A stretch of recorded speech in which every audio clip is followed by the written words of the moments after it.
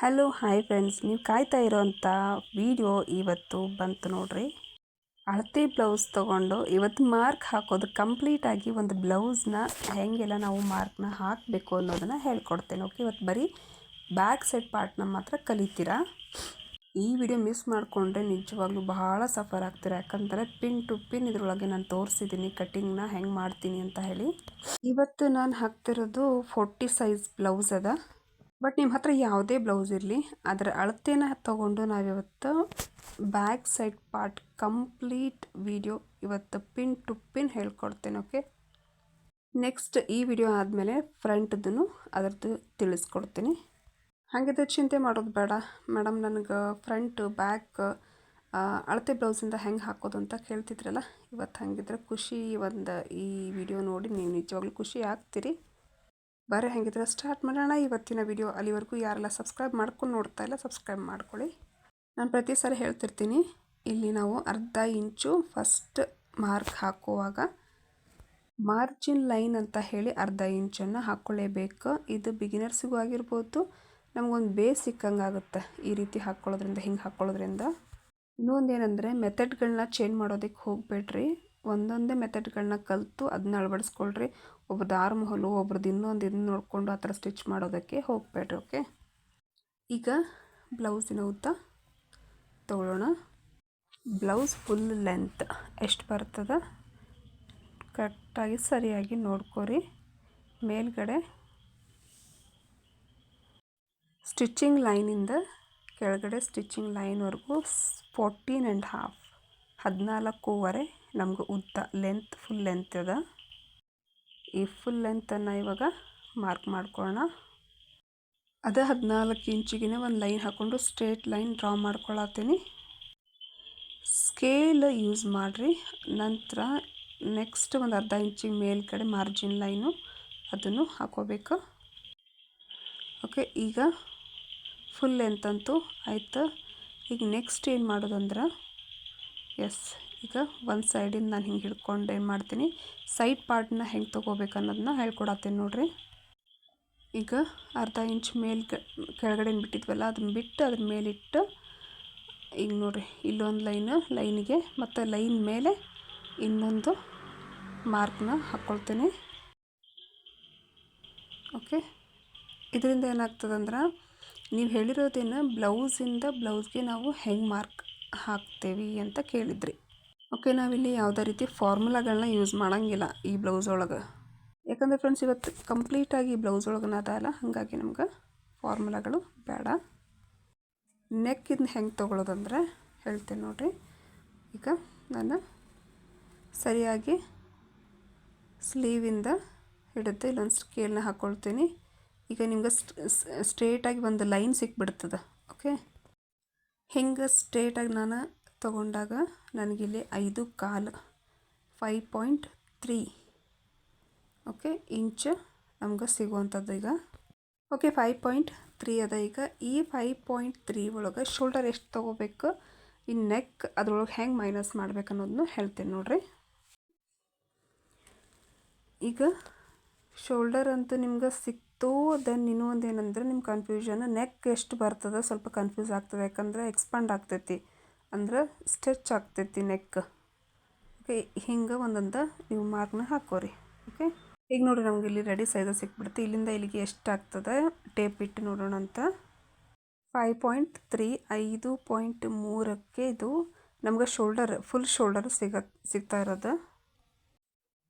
ಇದ್ರೊಳಗೆ ನಾನು ಏನು ಮಾಡ್ತೀನಂದ್ರೆ, ಈಗ ನೋಡಿ ಫಸ್ಟ್ ಇದನ್ನು ಹಾಕ್ಕೊಂಡ್ವಾ, ನಂತರ ಏನು ಮಾಡಬೇಕು, ಅರ್ಧ ಇಂಚ್ ಮತ್ತೆ ಮಾರ್ಜಿನ್ ಹಾಕಬೇಕು ಫ್ರೆಂಡ್ಸ್. ಯಾಕಂದರೆ ಸ್ಲೀವ್ಸ್ ಇಲ್ಲಿ ನೋಡಿರಿ, ಈಗ ಸ್ಲೀವ್ಸ್ ಒಳಗೆ ಇಲ್ಲಿ ಫೋಲ್ಡಿಂಗ್ ಐತಿ, ಅದು ಮಾರ್ಜಿನ್ ಲೈನ್ ಬರ್ತದೆ. ಅದಕ್ಕೆ ನಾವು ಎಕ್ಸ್ಟ್ರಾ ಮತ್ತೆ ಅರ್ಧ ಇಂಚ್ ತೊಗೋಬೇಕು. ಓಕೆ, ಫೈನಲಿ ಶೋಲ್ಡರ್ದು ಭಾಳ ತಲೆ ನೋವು. ಈಗ ಶೋಲ್ಡರ್ ಎಷ್ಟಾಯ್ತು ಅಂತ ಗೊತ್ತಾಯ್ತಲ್ಲ. ಈಗ ಇಲ್ಲಿಂದ ಎಷ್ಟದಲ್ಲ ಇದು ನಿಮ್ಮ ಕನ್ಫ್ಯೂಷನ್ ಆಗ್ತೈತಿ, ಸೊಟ್ಟಪಟ್ಟ ಮಾಡಿಬಿಡ್ತಾರೆ ಬಿಗಿನರ್ಸಿಗೆ. ಅಲ್ಲೇನ ಆರ್ ತೊಗೊಂಡಿಲ್ಲ, ಇಲ್ಲೂ ಸೇಮ್ ಡೌನ್ ಆರ್ ತೊಗೊಂಡು ಇದನ್ನು ಒಂದು ಲೈನ್ ಸ್ಟ್ರೇಟ್ ಲೈನನ್ನು ಡ್ರಾ ಮಾಡ್ಕೊಳ್ಳೋಣ.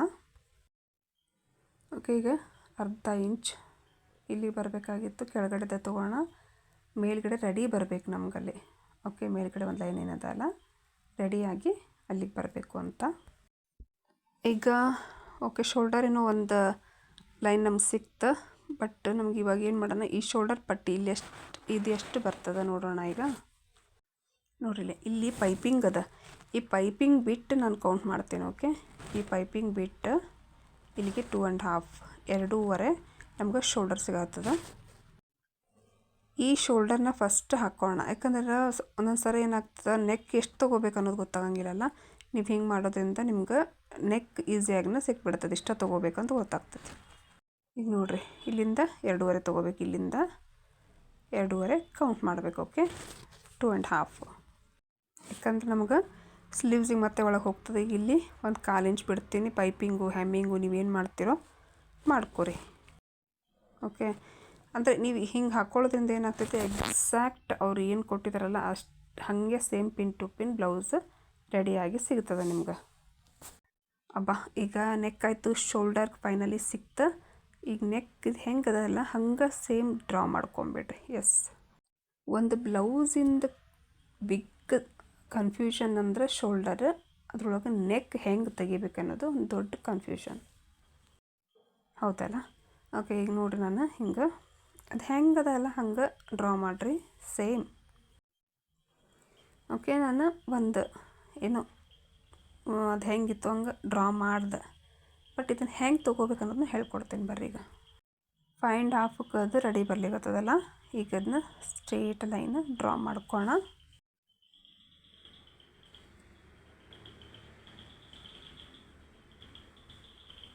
ನಂತರ ಈಗ ನಾನೇನು ಮಾಡ್ತೀನಿ ಅಂದರೆ, ನಾನು ಸ್ವಲ್ಪ ಇದನ್ನು ತಗೊಂಡು ಮೇಲ್ಗಡೆ ಜಸ್ಟ್ ಅದ್ರ ಮೇಲೇ ಇನ್ನೊಂದು ಮಾರ್ಕ್ನ ಮಾಡಿಕೊಂಡು ಅದನ್ನು ನೀಟ್ ಮಾಡ್ಕೋತೇನೆ ಅಷ್ಟೇ. ಅಂದರೆ ನಮ್ಗೆ ರೌಂಡ್ ಶೇಪ್ ಬರಬೇಕು, ಯಾಕಂದ್ರೆ ಅದು ಡೀಪ್ ಇಲ್ಲ ಬ್ಲೌಸ್. ಇದ್ರಾಗ ರೌಂಡ್ ಮಾಡುವಾಗ ನಾನೇನು ಹೇಳ್ತೀನಲ್ಲ, 1 ಇಂಚ್ 1.5 ಇಂಚ್ ತೊಗೋರಿ ಅಂಥೇಳಿ. ಬಟ್ ಟರ್ನಿಂಗ್ ಒಳಗೆ 1.5 ಇಂಚ್ ಬರೋದು ಬೇಡ. ಈಗ ಎದೆ ಸುತ್ತಳತೆ ಎಷ್ಟದ ನೋಡೋಣ ಈ ಬ್ಲೌಸು.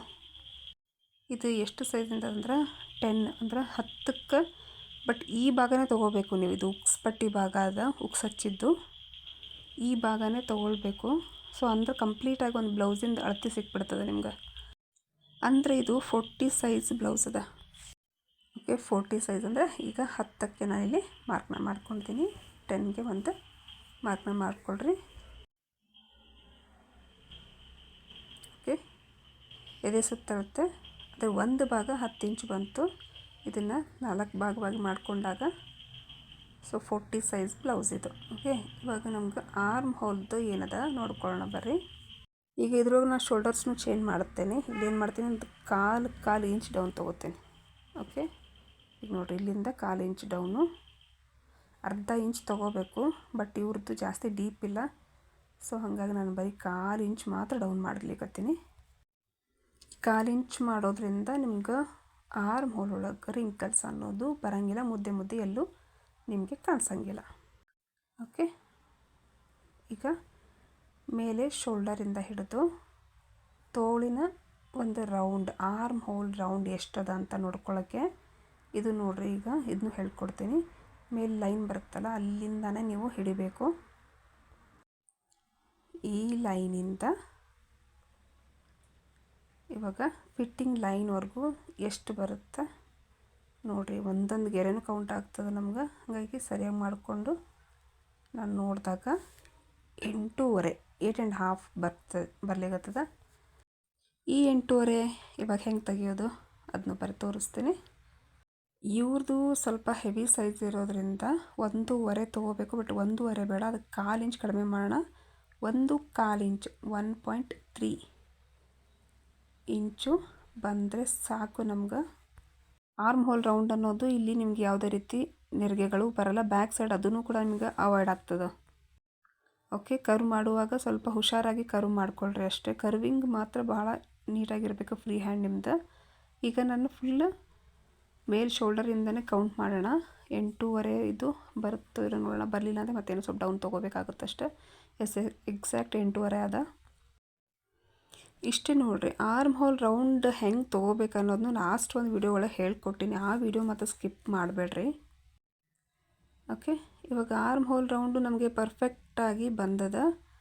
ಈಗ ಏನು ಮಾಡೋದು ಅಂದರೆ ಎಷ್ಟು ನೋಡ್ರಿ 5.5 ಇದು ಫುಲ್ ಲೆಂತ್ ನೋಡಿದಾಗ ನನಗೆ ಎಷ್ಟು ಬರ್ಲಿಕ್ಕತ್ತದ 5.5 ಅದವ್ರದ್ದು ಆರ್ಮ್ ಹೋಲ್ ರೌಂಡ್ ಅಲ್ಲ ಲೆಂತ್.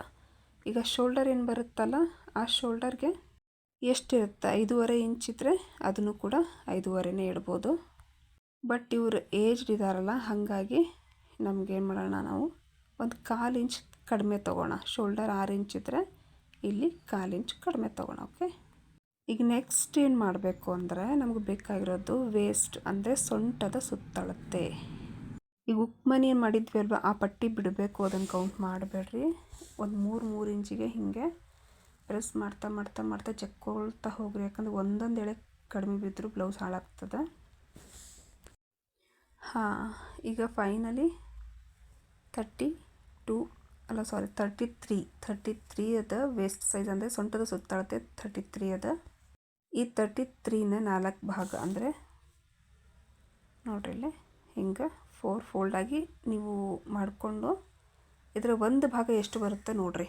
ಒಂದು ಭಾಗ ಎಷ್ಟು ಬರತ್ತದ 8.25 8.3 ಇದೇ ಇವಾಗ ಫೈನಲ್ ನಮ್ಗೆ ವೇಸ್ಟ್ ರೌಂಡ್. ಈ ವೇಸ್ಟ್ ರೌಂಡನ್ನು ಈಗ ನೋಡ್ರಿ 8.25ಗೆ ಇಲ್ಲಿ ಹಾಕ್ಕೊತೀನಿ. ಈ 8.25 ಆದಮೇಲೆ ಈಗ 1 ಇಂಚು ಸ್ಟಿಚಿಂಗಿಗೆ ಅಂದರೆ ಟಕ್ಸ್ ಹಿಡಿಯೋದಕ್ಕೋಸ್ಕರ 1 ಇಂಚ್ ಎಕ್ಸ್ಟ್ರಾ ತೊಗೋತೀರಿ. ಇಲ್ಲಿ 2 ಇಂಚ್ ಮಾರ್ಜಿನ್ ಲೈನು ಅಂದರೆ ನಿಮ್ಮ ಫಿಟ್ಟಿಂಗ್ ಲೈನ್. ಇವಾಗ ತೋರಿಸ್ತೀನಿ ನೋಡ್ರಿ, ಇಲ್ಲದ ಕನ್ಫ್ಯೂಸ್ ಮಾಡ್ಕೋಬೇಡ್ರಿ ಬಿಗ್ನರ್ಸ್. ಇವಾಗ ಇಲ್ಲಿದೆ ನೋಡ್ರಿ, ಇದನ್ನು ಅವ್ರು 1 ಇಂಚ್ವರೆಗೂ ಹಿಡ್ದಿದ್ದಾರೆ. ಬಟ್ ಇಷ್ಟು ಟಕ್ನ ಬ್ಯಾಕ್ ಟಕ್ನ ಹಿಡಿಬಾರ್ದು. ಓಕೆ, ಅರ್ಧ ಇಂಚ್ ಸಾಕಾಗ್ತದ. ನಾವು ಹೆಚ್ಚಾಗಿ ನಾನು ಯಾವುದೇ ಬ್ಲೌಸ್ ಸ್ಟಿಚ್ ಮಾಡಿದ್ರು 1 ಇಂಚ್ ಟೋಟಲ್ ಆಗಿನೇ ಇಡೋದು. ಸೊಂಟದ ಸುತ್ತಳತೆ 8.25 ಬಂದಿತ್ತು, ಅದನ್ನು ಕೂಡ ಬರಿತಾ ಇದ್ದೀನಿ ನೋಡ್ರಿ. 8.25 ಬರದೇ ಇಲ್ಲ. ಓಕೆ, ಇದನ್ನು 8.25 ಕರೆಕ್ಟು ನಮ್ಗೆ ವೇಸ್ಟ್ ಸೈಜ್. ಓಕೆ, ಅಂದರೆ ಸೊಂಟ ಸುತ್ತಳತೆ ಇವ್ರದ್ದು ಇವಾಗ ಏನು ಅಳತೆ ಕೊಟ್ಟಿದ್ದಾರೆ, ನೀವು ಹೆಂಗೆ ಬ್ಲೌಸ್ನ ತೊಗೊತಿದ್ದಿಲ್ಲ ಅದರ ಪ್ರಕಾರ ಅದನ್ನು ಅಳತೆನ ತೊಗೊಂಡು ಇದು ಮಾರ್ಕ್ನ ಹಾಕ್ಕೊಳ್ರಿ. ಫಿಟ್ಟಿಂಗ್ ಲೈನಿಗೆ ನಾನು ಜೋಡಿಸ್ತಾ ಇದ್ದೀನಿ. ನೋಡಿದ್ರಲ್ಲ ಎಷ್ಟು ಈಸಿಯಾಗಿ ನಾನು ಇವತ್ತು ಬ್ಯಾಕ್ ಸೈಡಿಂದ ಹೇಳ್ಕೊಟ್ಟಿನಿ. ಫ್ರಂಟ್ಗೂ ನೀವು ವೇಟ್ ಮಾಡಬೇಕಲ್ಲ, 2 ಇಂಚ್ ಮಾರ್ಜಿನನ್ನು ತೊಗೊಂಡಿದ್ದೀನಿ ನಾನು. ಸೊ ನೀವು ಯಾವ ರೀತಿ ಕಸ್ಟಮರ್ಸ್ ಕೇಳ್ತಾರೆ, ಸೊ ಅದಕ್ಕೆ ತಕ್ಕಂಗೆ ನೀವು 1.5 ಇಂಚ್ ಆ್ಯಕ್ಚುಲಿ ತೊಗೋಬೇಕು. ಸೈಡ್ ಫಿಟ್ಟಿಂಗ್ ಜಾಸ್ತಿ ಇಟ್ಟಷ್ಟು ಏನಾಗ್ತದೆ ಅಂದರೆ ಸೈಡ್ ಒಳಗೆ ನಮ್ಗೆ ಜಾಸ್ತಿ ದಪ್ಪ ಬರುತ್ತೆ. ಹಾಗಾಗಿ 1.5 ಇಂಚ್ ಭಾಳ. ಓಕೆ, 1.25 ಇಂಚ್ ಅಂದರೆ ಕರೆಕ್ಟ್ ಆಗುತ್ತೆ. ಅದು ನೋಡಿಕೊಂಡು ತೊಗೊಳ್ರಿ. ಇಲ್ಲಿ ಒಂದೊಂದು ಎಷ್ಟೆಷ್ಟು ತೊಗೊಂಡಿದ್ದೀನಿ ಅಂತ ಹೇಳಿ ನಿಮ್ಗೆ ಕನ್ಫ್ಯೂಸ್ ಆಗಬಾರ್ದು ಅಂತ ಬರೆದಿದ್ದೀನಿ ಅಷ್ಟೇ. ಬೇಕಂದರೆ ನೀವು ಒಂದು ನೋಟ್ಸ್ ಮಾಡಿಕೊಂಡು ನೀವು ಬರೆದು ಒಂದು ತೆಗೆದಿಟ್ಕೊಂಡ್ರಿ ಅಂದರೆ ಹೆಲ್ಪ್ ಆಗ್ತದೆ. ಇಲ್ಲಾಂದ್ರೆ ಪ್ರತಿ ಸರಿ ವಿಡಿಯೋನ ನೋಡಿ ನೀವು ಮಾರ್ಕಿಂಗ್ ಮಾಡ್ಕೋಬೇಕಾಗ್ತದೆ. ಬಟ್ ನಾನು ಪ್ರತಿ ಸಲ ಹೇಳ್ತೀನಿ ನಿಮಗೇನಂದ್ರೆ, ಒಬ್ರದ್ದು ಆರ್ಮ್ ಹೋಲ್ ರೌಂಡ್ ನಾನು ತೊಗೊಂಡಿದ್ದೀನಿ ಅಂದರೆ ಇನ್ನೊಬ್ರು ಯಾರಾದರೂ ಹೇಳಿದರು ಅಂದರೆ ಅದಕ್ಕೆ ನಂದು ತೊಗೊಂಡೋಗಿ ಟ್ಯಾಲಿ ಮಾಡೋದು, ನಂದು ಫಾರ್ಮುಲಾಗಳನ್ನ ತೊಗೊಂಡೋಗಿ ಇನ್ನೊಬ್ರಿಗೆ ಟ್ಯಾಲಿ ಮಾಡೋದು ಮಾಡೋಕ್ಕೆ ಹೋಗಬೇಡ್ರಿ. ಒಂದೊಂದು ಬ್ಲೌಸ್ ಒಳಗಿಂದ ಒಂದೊಂದು ಕಲ್ತ್ರಿ ಅಂದರೆ ಎಲ್ಲ ಕಂಪ್ಲೀಟಾಗಿ ಅದು ಬಂದಾಗ ಹೆಂಗಾಗುತ್ತೆ ಅಂದರೆ ಯಾರೂ ಹಾಕ್ಕೊಳಕ್ಕೂ ಲಾಯಕ್ಕಿರಲ್ಲ, ಹಂಗಾಗ್ಬಿಡುತ್ತೆ ಬ್ಲೌಸ್. ಓಕೆ, ಇವಾಗ ಬ್ಯಾಕ್ ಸೈಡ್ ಕಂಪ್ಲೀಟ್ ಮಾರ್ಕ್ ಹೆಂಗೆ ಹಾಕ್ತಾರೆ ಬ್ಲೌಸಿಂದ ಅಂತ ಹೇಳ್ಕೊಟ್ಟಿನಲ್ಲ. ಬರ್ರಿ ನಾವು ಕಟಿಂಗ್ ಹೆಂಗೆ ಮಾಡಬೇಕದನ್ನ ನೋಡಬೇಕಲ್ವ. ಇವತ್ತು ಕಟಿಂಗ್ ನೀಟಾಗಿ ಇರಬೇಕು. ಕಟಿಂಗ್ನ ಸರಿಯಾಗಿ ಮಾಡಲಿಲ್ಲ ಅಂದರೆ ಬ್ಲೌಸ್ ಪೂರ್ತಿ ಹಾಳಾಗಿ ಹೋಗ್ತದೆ. ನಿಮ್ಗೆ ಫ್ರಂಟ್ ಭಾಗನೂ ಕಲಿಬೇಕಂದ್ರೆ ಆಸೆ ಅದಲ್ಲ, ನೆಕ್ಸ್ಟ್ ವಿಡಿಯೋಗೋಸ್ಕರ ವೆಯ್ಟ್ ಮಾಡ್ತೀರಾ. ಅಲ್ಲಿವರೆಗೂ ಟಾಟಾ ಬಾಯ್.